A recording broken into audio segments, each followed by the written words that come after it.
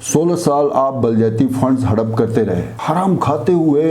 अल्लाह हम सबको जो है ना अपने हिफ्ज़ व अमान में रखे, हमें हिदायत दे और राह रास्त पे लाए। ये हराम का माल खाते हुए इतनी खुशी महसूस करते हैं, ये बेहिस है। हम सब बेहिस हो चुके हैं। इससे हट के अखलाकियात ख़त्म हो चुकी हैं। ये अखलाकियात का भी मसला था। ये दोनों वाटर चैनल्स का आज से कितना 25 साल पहले लोग उनमें से पानी पीते थे, 30 साल पहले। आज उन वाटर चैनल्स की तरफ देखते हुए किराहत महसूस होती है। गटर लाइनें उनमें वो हैं। शर्म हया कहीं पे किसी को हो, किसी एसी को, किसी डीसी को, किसी होम सेक्रेटरी को, किसी चीफ सेक्रेटरी को, किसी चीफ मिनिस्टर को, किसी मिनिस्टर को, किसी पीए को, किसी स्टाफ ऑफिसर को, किसी पता नहीं क्या क्या लोग मतलब इन्होंने खपाए हुए हैं।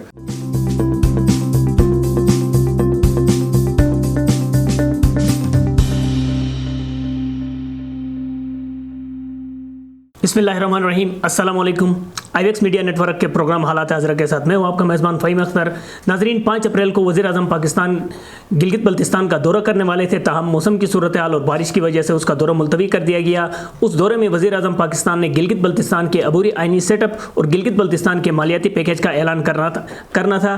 ताहम मौसम की सूरत हाल की वजह से उनको गिलगित बल्तिस्तान का दौरा मनसूख करना पड़ा, जिसकी वजह से गिलगित बल्तिस्तान का जो अहम मामला था और हुकूमत की गिलगित बल्तिस्तान हुकूमत की जो नज़रें थी वो भी इस वक्त दोबारा कन्फ्यूजन का शिकार हो गई है। और वज़ीर आला गिलगित बल्तिस्तान को भी इस हवाले से इस्लामाबाद तलब किया गया है। और मुमकिना तौर पर जो सूरत हाल नज़र आ रही है वो ये है कि इसका दोबारा शेड्यूल जारी कर दिया जाएगा या फिर ये इस्लामाबाद में इसका ऐलान कर दिया जाएगा। गिलगित बल्तिस्तान में एक और अहम जो मामला दरपेश है वो गिलगित शहर में नकासी आब और आबपाशी के हवाले से है। गिलगित शहर की जो ज़मीनें हैं वो इस वक्त बंजर हो गई है और गिलगित में जो जितनी भी फसलें उगाई जा रही थी वो सारी सूखने को करीब है, क्योंकि गिलगित के जो दोनों कूल हैं वो लावारिस है, उनका कोई वाली वारिस नहीं है। और एक अरसे दराज से महकमे एक दूसरे की तरफ फुटबॉल की तरह इस पानी के इस मामले को फेंक रहे हैं, जिसकी वजह से इनका कोई वाली वारिस नहीं है। और इससे पहले जो रवायती निज़ाम था उसमें लोग अपने इलाकों में जहाँ जहाँ से ये पानी गुजरता था उसकी खुद सफाई करते थे और कॉल की निगरानी करते थे। और जब से ये सरकारी निज़ाम इसमें शामिल हो गया उसके बाद से ये मामला ख़राब होता हुआ शुरू हो गया और आज इस नतीजे पर पहुँच गया कि वो फसल भी सूख रही है जिसके लिए पानी की बहुत कम ज़रूरत होती है। प्रोग्राम हालात हाज़रा में हमारे मेहमान हैं आज सीनियर तहसीलदार गिलगित बल्तिस्तान के ईमान शाह साहब, सबसे पहले शुक्रिया। और ये जो आइनी अबूरी सूबे का जो मामला था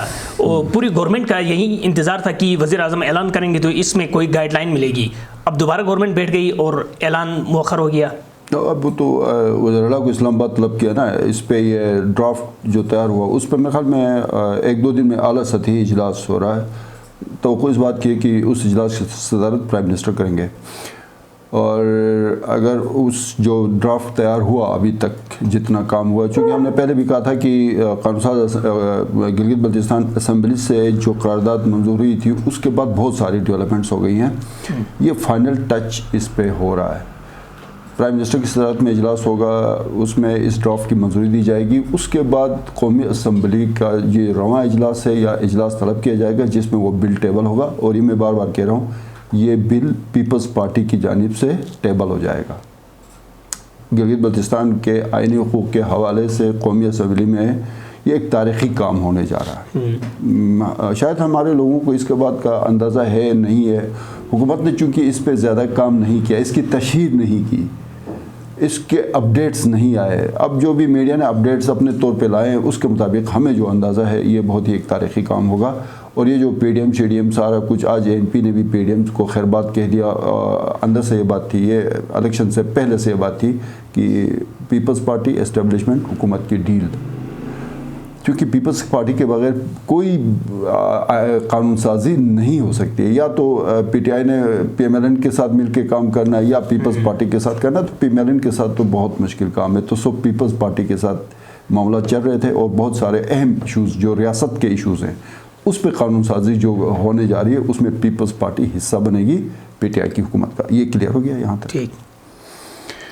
अब जो वज़ीर आज़म के दौरे के हवाले से जो बात है वो मेरे ख्याल में ये मुझे नहीं पता है कि इस जदीद दौर में जो प्राइम मिनिस्टर का शेड्यूल करते हैं किसी भी इलाके का, खासकर जीबी का विजिट करना, तो ज़ाहिर है वेदर आपके जो है ना वो प्रॉब्लम्स तो हैं वो अपडेट नहीं दे सकते हैं। उनको नहीं पता था 5 तारीख को बारिश हो रही है गिलगित बल्तिस्तान में।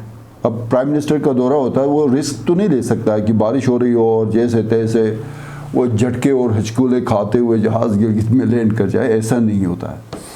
चलो अब जो भी हुआ, 5 तारीख का दौरा मुलतवी हो गया, इंतजाम सारे थे, टीम बहुत सारे उनकी टीमें होती हैं, तो बहुत 2-3 किस्म की टीमें गिलगित पहुंच चुकी थी प्राइम मिनिस्टर की। इट मीन्स की दौरा शेड्यूल था और तय था, हतमी तैयारियां पूरी थी उसमें। इसमें 2 चीज़ें थी, एक तो आपका अबूरी आइनी सूबा, जो ये ड्राफ्ट और ये तैयारियां अब तक हो चुकी, वो प्राइम मिनिस्टर ने बताना था।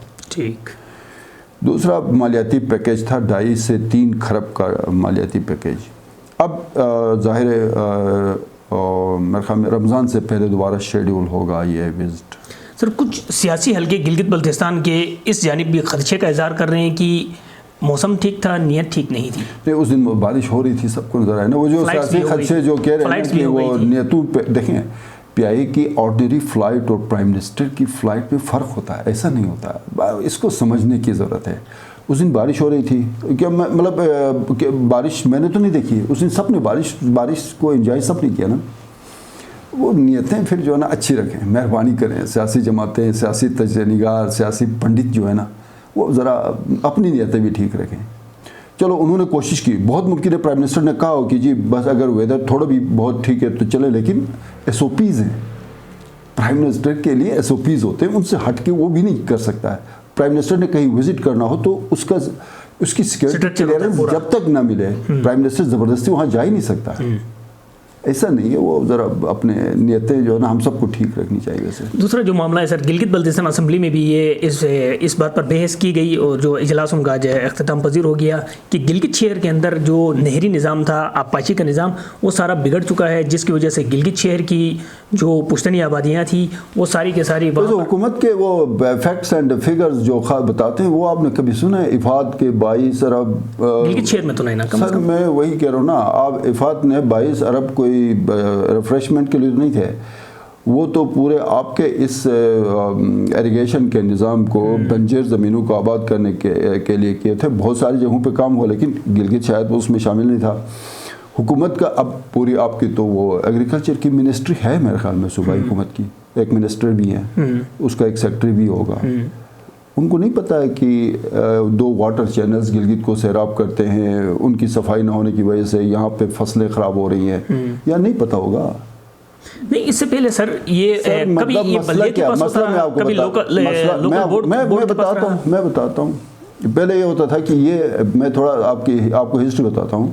ये दोनों वाटर चैनल्स, ये इसको शिना में दलजे बोलते हैं, दलजा बोलते हैं, 2 वाटर चैनल्स हैं। ये एक खातून जो हुक्मरान थी गिलगित की, जवारी खातून, उस खातून ने दारेल से लोगों को लाके कारगा से वो काम करवाया था। गिलगित के लोग वो चैनल्स तामीर नहीं कर सकते थे, बहुत मुश्किल काम था।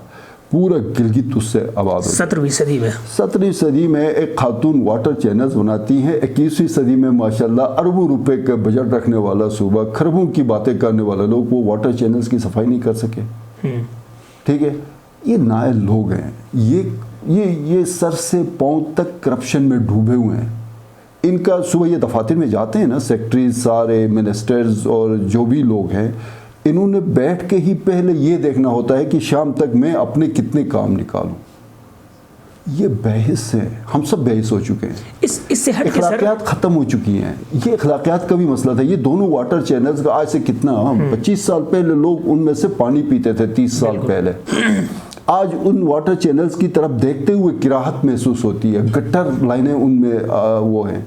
तो शर्म हया कहीं पे किसी को हो, किसी एसी को, किसी डीसी को, किसी होम सेक्रेटरी को, किसी चीफ सेक्रेटरी को, किसी चीफ मिनिस्टर को, किसी मिनिस्टर को, किसी पीए को, किसी स्टाफ ऑफिसर को, किसी पता नहीं क्या क्या लोग मतलब इन्होंने खपाए हुए हैं।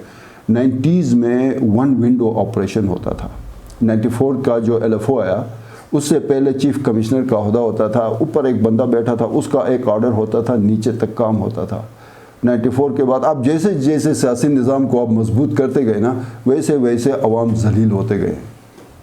जैसे आप पॉलिटिकली स्ट्रेंथन के, चंद लोगों को तो फ़ायदा पहुंचा 94 से लेके आपके 2020 तक, चंद 100 लोगों तक उनको तो फ़ायदा पहुंचा, लाखों अवाम जलील हो गए। आप किसी भी इलाके को आप उठा के देखें, आप सिकरदू को उठा के देखें, आप घांचे को उठा के देखें, आप शिगर को उठा के देखें, आप खरमंग को उठा के देखें, अस्तोर, द्यामीर, हुंजा, नगेर, गिलगित, गजर, किसी ज़िले को उठा के देखें, पानी के लिए लोग रुलते हैं, बिजली के लिए लोग जो है वो सड़कों पे हैं।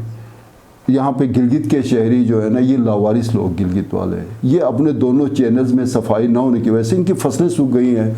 जाके किसी ACDC को पूछने की जरूरत ही नहीं करते, ACDC को क्या मसला है, वो आए हुए हैं किसी और सूबे से, उन्होंने 2 साल के बाद तो चले जाना है। सर इस वक्त ये पानी के निज़ाम के साथ और पानी के नाम पे महकमों की तादाद ही इतनी ज़्यादा है, पता नहीं होता है कि तयन कौन करेगा कि ये कुल सफाई करने की जिम्मेदारी किसकी है। वाटर मैनेजमेंट भी है, वासा भी है, वाटर एंड पावर भी है, इंतजामिया भी है, बल्दिया के इतने सारे इदारे हैं, अब तयन तक भी नहीं हो रहा कि ये किसकी जिम्मेदारी है।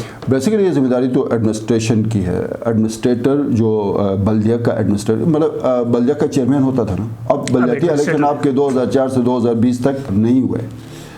16 साल आप बल्दियाती फंड्स हड़प करते रहे, हराम खाते हुए। अल्लाह हम सबको जो है ना अपने हिफ्ज़ व अमान में रखे, हमें हिदायत दे और राह रास्त पे लाए। ये हराम का माल खाते हुए इतनी खुशी महसूस करते हैं, इतने फूले नहीं समाते हैं। वो शाम को जाके जब मतलब बैठते हैं घर में अपने बच्चों के साथ, वो किस्से सुनाते हुए नहीं थकते कि आज दिन को मैंने ये डकैती की, ये वारदात की। ये सरकारी ऑफिसर्स, ये हुकूमती वज़रा, ये हुकूमती मेंबरान असम्बली, जितने भी इक़्तिदार में बैठे हुए लोग हैं। पहले तो किसी ज़माने में कोई बंदा जब रिश्वत लेता था, वो रिश्वत पहले क्या लेते थे, देसी घी कहीं से, हमें याद है वो टोकरे में पत्नी अंगूर लेके आते थे सीजन में सांप के लिए, कोई मुर्गी दी होगी। अब तो वो सरकारी ख़जाने को इस बेदरीक तरीके से, मैं बार बार कहता हूँ 2004 से 2020 तक PSDP, डेवलपमेंट, नॉन डेवलपमेंट सब मिला के यहाँ पे 4 खरब से ऊपर के फंड्स आए हैं। 14 लाख की आबादी है, 4 खरब के फंड्स अगर 14 लाख की आबादी में इस्तेमाल, इसका 40% प्रॉपर इस्तेमाल होता तो GB में दूध की नहरें बह रही होती। यहाँ जो हम दलीजों की बात कर रहे हैं या वाटर चैनल्स की जो बात कर रहे हैं ना, उसमें गटर लाइनें, गंदगी देखते हुए तकलीफ होती है। वहाँ पे तो आपकी वो उन चैनल्स में दूध बह रहा होता है, ठीक है।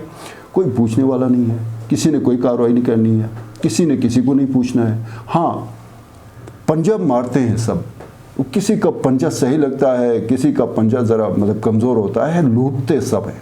सर एक तरफ कोई बड़े इंजीनियर तरीके से लूटता है, ये कई मौज़ूआत आपस में लिंक कर जाते हैं। मिसाल अच्छा, नेब भी कहीं है मेरे ख्याल में, नेब भी है कि GB में नेब है, नेब सर दफ्तर है कहीं दफ्तर है, उसने मेरे ख्याल में माजूरों को किसी इदारे पे कब्जा किया, माजूरों को निकाल के उसी से अब नेब माजूर हो चुका है, वो भी माजूर हो गया। कम्प्लेक्स का असर है। तो माजूरों के आप घर में बैठेंगे, माजूरों के लिए बनाए, माजूर हो गए ना आप।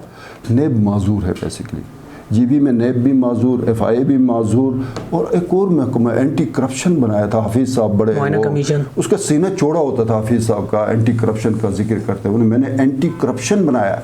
अब तो इसके बाद कोई बचेगा ही नहीं। वो बेसिकली एंटी करप्शन इसलिए बना रहा था हफीज़ साहब कि नेब की वजह से उसका जो है ना अप्रोच नेब तक नहीं हो रहा था। वो नेब के इख्तियारात एंटी करप्शन को देख के वो बचाना चाह रहा था। वो एक एंटी करप्शन भी से निकल गया, उसका एक DG भी। अच्छा, एक और भी है CMIT मुआयना कमीशन वाला, वो भी कहीं पे तनख्वाहें ले रहे हैं, वो भी गायब, एंटी करप्शन भी गायब, FIA भी गायब, नेब भी गायब, सब गायब, हुकूमत गायब, सब गायब। जिसका जो हथे आपका बिना कल कहीं हथे चढ़ जाए ना। गिलगित बल्तिस्तान में नेब का सर हाईएस्ट रिकवरी कुल 5 करोड़ है, हाईएस्ट रिकवरी जो वाहिद केस है। अगर उसको हम ये जो रिकवरी के नाम पे, एहतिसाब के नाम पे जितने इदारे स्पेशल पर्सन्स में उसको शुमार करें ना, खत्म हो गया। नासिर जुनेजो साहब कहीं आए हुए सिंध से, वो पता नहीं क्या, वो सिंध में वैसे भी वहाँ पे डकैतियाँ चोरियाँ ज़्यादा है ना, उसको क्या पड़ी है। मतलब सिंध में वैसे भी चोर डाकू डकीत है ना, अंदरूनी सिंध आपको पता है, चांडियोज है, पता नहीं क्या क्या बड़े बड़े डाकू गुजरे हैं सिंध के। तो एक जुनेजो साहब यहाँ भी आए हुए, उसको क्या पड़ी है। तकलीफ तो आवाम को हो रही है, GB के लोगों को हो रही है। सो हमें ज़्यादा तवक्कुआत नहीं रखनी चाहिए। आप ये तवक्कुन न रखें कि आने वाले 2-3 सालों में कोई बड़े सतह पे अवामी मसाइल हल होंगे। मैंने 2 दिन पहले कहा था सिकरदू में ख्वातीन पानी के लिए सड़कों पे मौजूदा हुकूमत में सर सड़कों पे ख्वातीन के निकलने का रिवाज शुरू हो गया, गिलगित से शुरू हुआ, अब सिकरदू में ये हो चला है। तो ख्वातीन सड़कों पे निकली, कोई तकलीफ है ना, उस तकलीफ का किसी को एहसास है नहीं है। वो असेंबली में क्या ये बकवास करते हैं, लानत लानत मलामत बेचते हैं। असेंबली में खुद इनके अपने मिनिस्टर्स कह रहे हैं जी हमारे दौर में भी इलीगल अपॉइंटमेंट्स हो रही है। उस चीफ मिनिस्टर का कहीं मैंने 2 लाइनों का बयान नहीं पढ़ा कि वो करप्शन हो रही, तो कोई पूछने वाला नहीं। ये कई चीज़ों के ऊपर गवर्नमेंट इस वक्त की जो मौजूदा सूरत हाल पे वो अपना जो मौक़िफ़ दे रही है, वो पॉलिसीज़ को फॉर्मुलेट कर रहे हैं। जिस तरीके से प्री बजट उन्होंने लेके आया, अब उसके अंदर प्री बजट के दौरान भी गिलगित बल्तिस्तान में पानी और इरिगेशन का निज़ाम ज़ेर बहस भी आया। 2% कुल बेसिकली एग्रीकल्चर का निज़ाम है। सर मुझे आप ये बताएं कि आप छोड़ दें इनके प्री बजट और सारे के इरिगेशन के निज़ाम को अगर आपको दुरुस्त करने में 6 महीने लग जाए, तो क्या फसलें 6 महीने तक इंतज़ार करेंगी कि प्री बजट आया, उस प्री बजट के बाद कमेटी बनेगी, कमेटी के बाद बजट आएगा, पैसे आएंगे, 10 करोड़ में से 3 करोड़ वो सारे महकमे वाले खा जाएंगे, बाकी वो ठेकेदार खा जाएगा, फिर वो फसलें इंतज़ार कर रही होंगी, वो दरख्त इंतज़ार में होंगे कि ये फंड्स आए और हम दोबारा से सरसब्ज़। ये बकवास है सारा। बिल्कुल, ये बहुत बड़ा अलमिया बन गया है गिलगित बल्तिस्तान के लिए, गिलगित शहर के लिए। तकरीबन 400 सालों से जो सदा आबाद रही वो कुल आज लावारिस बनी हुई है, जिसका कोई वाली वारिस नहीं है, और उसकी सफाई के नाम पर कम से कम 5 इदारे पल रहे हैं। सूबाई हुकूमत का इस हवाले से क्या मौक़िफ़ होता है और क्या उसके इक़दाम होते हैं, आइंदा दिनों में हमें इसका पता चलेगा। अपने फ़ीडबैक से ज़रूर नवाजें। हालात हज़रा के प्रोग्राम से मुझे इजाज़त दीजिए। अल्लाह हाफ़िज़।